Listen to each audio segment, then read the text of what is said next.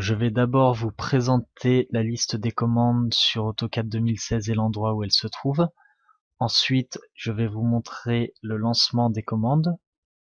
Je vais vous présenter la ligne de commande, le fonctionnement de cette ligne de commande, la liste des raccourcis principalement utilisés sous AutoCAD, et ensuite nous utiliserons des raccourcis. Donc l'emplacement de la ligne de la liste des commandes sur AutoCAD, elle se situe dans l'onglet Gérer, modifier les alias. Et ici vous avez un fichier qui s'appelle PGP, modifier les alias. Vous cliquez dessus et un fichier texte s'ouvre.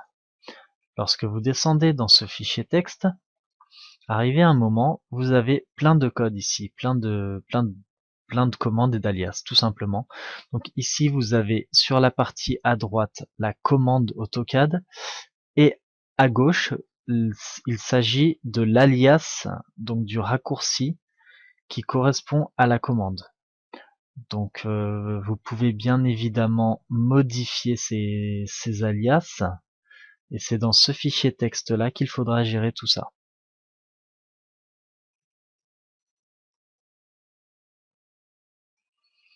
Ensuite, le lancement d'une commande sur AutoCAD, c'est tout simple.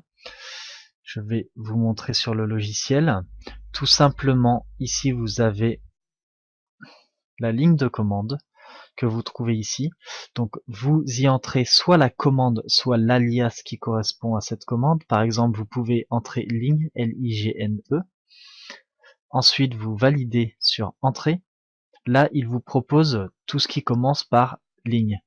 Donc ensuite, vous pouvez directement choisir, ou alors si vous connaissez votre commande, vous la validez directement.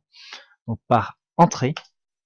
Ensuite, il vous demande de spécifier le premier point, donc en X et en Y, donc en 0, en Y, en 0, Entrée, et ensuite, on crée directement nos lignes. Là, je vous ai montré directement avec la commande ligne. Mais la commande ligne, elle a bien évidemment un alias qui est L. Et bien tout simplement, vous tapez L, Entrée, et c'est la commande ligne qui démarre. Voilà.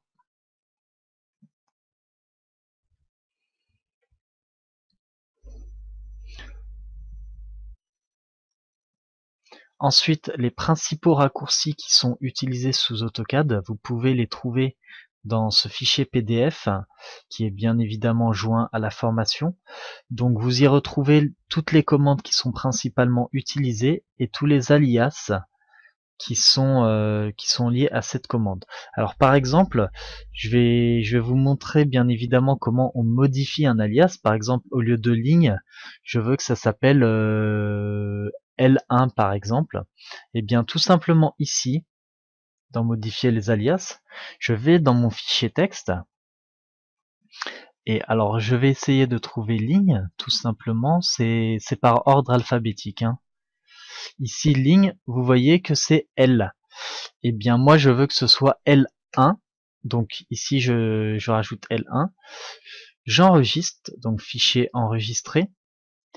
Et lorsque je voudrais donc créer une ligne, il faudra que je tape L1.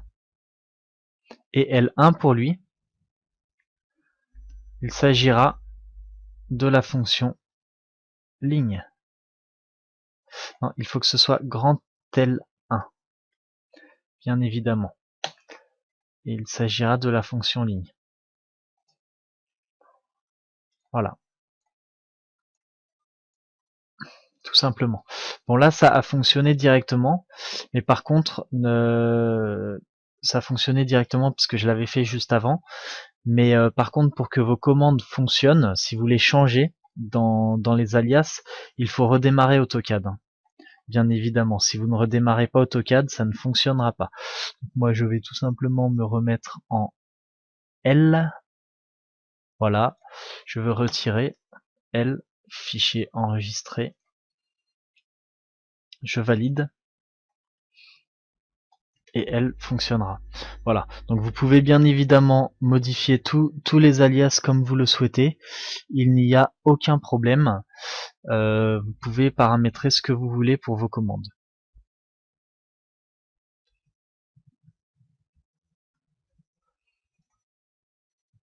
Et vous pouvez bien sûr également utiliser, donc dans cette partie, c'est ce que nous allons voir, les raccourcis directement dans la partie conception.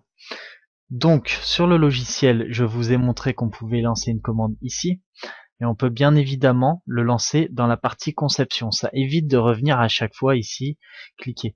Donc ici je veux créer un cercle, bah, je tape tout simplement, je mets le curseur de ma souris en plein dans le dessin, je tape C, entrée, C qui est l'alias pour un cercle, et ensuite je commence à tracer mon cercle.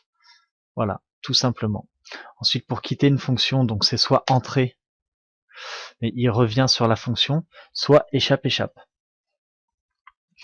Donc voilà, tout simplement, pour lancer vos commandes, vous pouvez donc le faire de deux manières, soit la lancer directement dans la ligne de commande, soit la lancer dans la partie conception. Donc dans cette partie, je vous ai montré l'emplacement et comment on modifie la liste des commandes sur AutoCAD. Je vous ai montré comment on lance des commandes sur AutoCAD. Je vous ai présenté la ligne de commande, le fonctionnement de cette ligne de commande, la liste des raccourcis qui sont principalement utilisés sous AutoCAD, et nous avons donc utilisé ces raccourcis.